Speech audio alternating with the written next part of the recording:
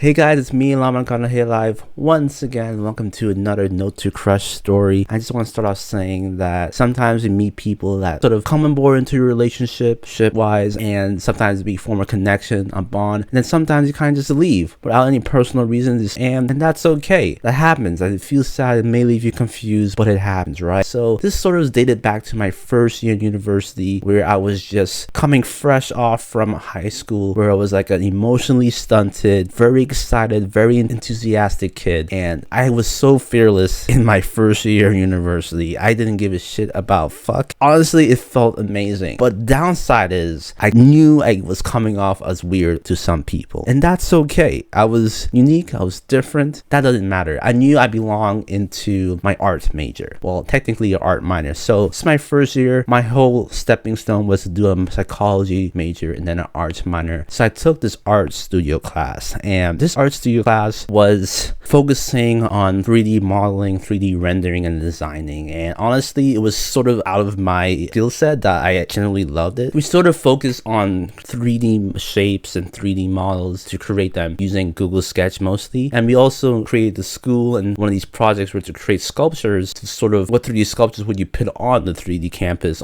at my university. And honestly, it came out really well. And it was really fun. We were doing so much designing, so much 3D modeling. That's our lab stuff. And we also had a lecture section which was happening once a week or twice a week. They were 3 hours long, and man, they were super long, and unfortunately super boring for my taste. This class it got me excited at first because I met so many people. I was actually enthusiastic about the art and a different kind of skill set that I learned from this. But unfortunately, the lecture side of things was really boring me out. And every time I attended those lectures, my butt was hurting me, where the seating areas was literally wood planks we were sitting on for 3 hours long with barely any break. I think we only had like one break that was like 5 minutes. These lectures were so boring. It really drained out my life force, and I couldn't believe I was spending 3 hours listening to some guy talk about one thing. One example that I could really think of right now is a cube. This guy talked about a cube for 3 hours straight, and my mind was just melting in that lecture hall. This was the moment that I realized like I can no longer pursue this arts minor. If every sort of arts class is going to be like this is the moment I literally just broke, because I was tolerating everything before, but this one particular class, when this guy talked about a cube 3 hours long, talking about like how a cube is represented in every single painting in life, talk about the whole cubism was a trend at one point in our history, I lost my mind. I gave up. And the reason is that because not only was I not seeing what he was seeing, but some of the students, I was just so out of the league and so out of like the whole artsy sort of vibe. Like, you know, those people you tend to make fun of who are so artsy about things, and they think they're like in a league of themselves and like in a higher up position for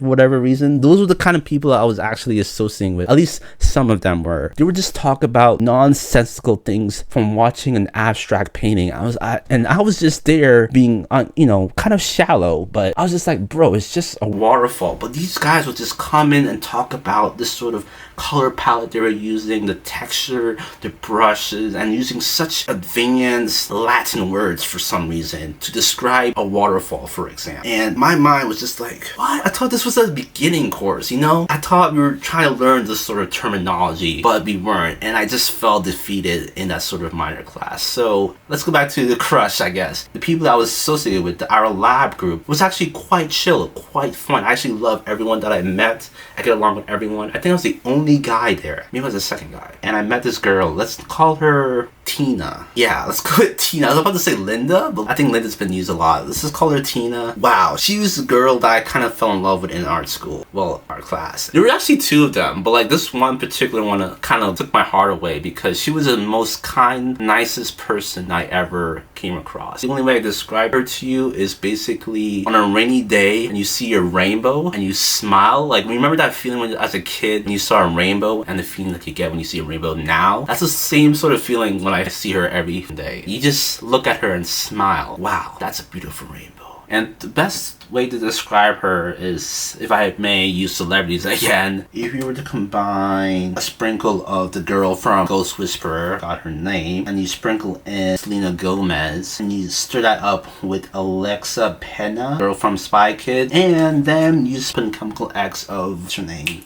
A young version of Monica Bellucci, if I'm pronouncing that correctly. If you combine all these women together, you sort of get the sense of her. And honestly, her last name is something else. Like, I can't pronounce her last name. It starts with a D. Maybe I could show it on the screen. You guys could tell me what her last name is, what the origin is. She has these Persian traits. She has these Italian, Spanish traits. So I can tell she had pitch black hair, pale skin. She was still very beautiful. I truly do miss her. She wasn't super skinny nor super thick. She had the best of both worlds and just quite an amazing person. Like I said, she was a rainbow in the sky. Fortunately, things were going well as I thought. We were actually bonding. As weird as I was, she tolerated me. I don't know what happened, but we were just talking back and forth, sharing personal experience here and there in the lab and outside the classroom. So I thought we had something going, some good friendship, and I honestly thought she was a great person overall. To solidify what I meant, there was this one moment where I had to go to Canada's Wonderland with some of my friends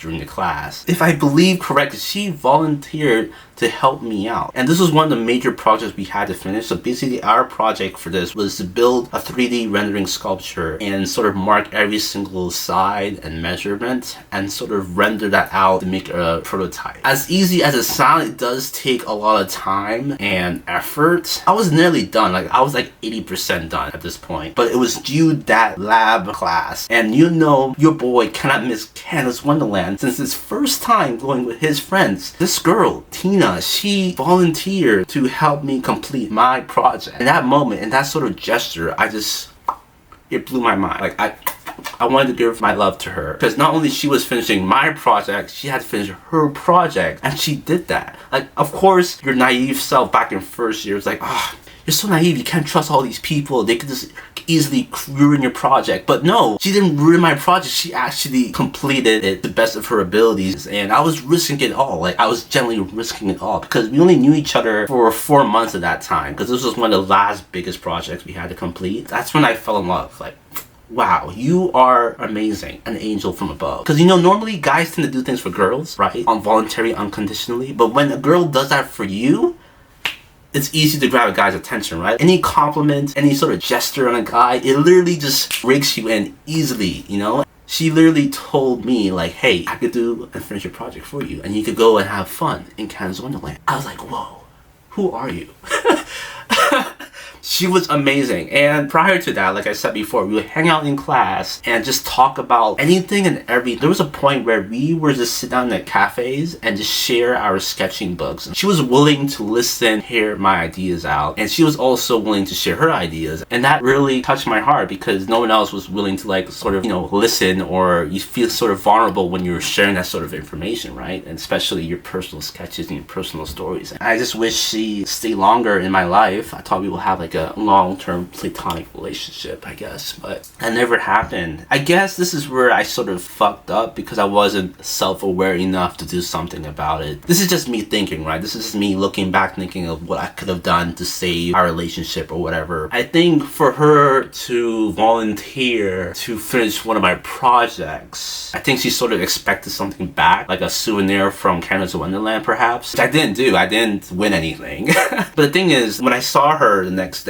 she seemed fine, right? In my mind, she seemed fine, but maybe she was expecting something back, perhaps. I don't know. That's just me looking back and overthinking things now. Or maybe she just got tired of me. Like I said, I was a weird person. Like, I literally did this as one of my art projects back in the day. Like, this is what I was doing from one of my art performances that we had to do, and this is what I chose to do. Completely no music, no sound. I was just going out in public in random places doing this sort of SpongeBob dance. Honestly, I got a lot of great feedback from the people from the public as well as from my classmates. So as weird as it looked, I aced that project completely. I'm still as confused as you are listening to this story because I have no idea what happened. Like, the last thing I can recall is that after our semester ended, I happened to grab her number. We would talk each and every day after that. So one day, I don't know what the conversation was, but she sent me a a picture of her arm, and I'm not sure if we were talking about broken bones or we had like a double jointed in our bodies, and she just sent me a picture of her arm looking like this. I guess like most women around the world have a chicken arm where this part tends to like go upwards instead of being straight, and she had that. I don't know what was happening in our conversation. I'm trying to remember, like I'm truly trying to remember, because I wish I could show you guys a text and maybe you guys could point out where I went wrong and the red flags that were happening, but I generally don't remember. And then she sent me a picture of herself, like a regular selfie. I think I complimented her back or whatever, maybe. Trying to remember if at that point I did something wrong. Like knowing my first year self in university, you're trying to like balance out that like enthusiasm, excitement, as well as horniness, and trying to be friendly at the same time. Like you're trying to balance all these scales. And knowing me, I always say something weird and they interpret it very wrongly, or if I say something that didn't mean what I meant to say, that happens a lot as well. So, and that could have turned off the conversation as well, which happens to me a lot. I think I said something along those lines at that point, perhaps. And that's like the last thing I can remember. I texted her the next day and the next day and the next day, but completely silent, completely ghosted out, nothing. And since then, I never saw her on campus ever again. Surprisingly, even though we were in a similar sort of majors. Maybe she saw me, but I never saw her. So, and the moral of the story here is, I guess there isn't any. It's just more of like an experience you might have gone through, like every guy does. But I guess actually really knowing someone doesn't really mean anything at this point, you know? Like people change and they will change. And perhaps she was just tolerating me at that point of time because we just happened to be classmates. I guess she sort of outgrew me and my childish behavior, perhaps, because I definitely was weird and childish back in my first year.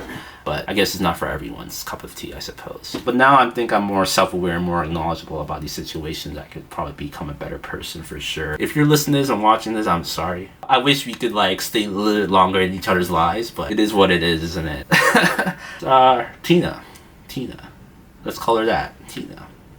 In the cooking with the Coming after you, you're gonna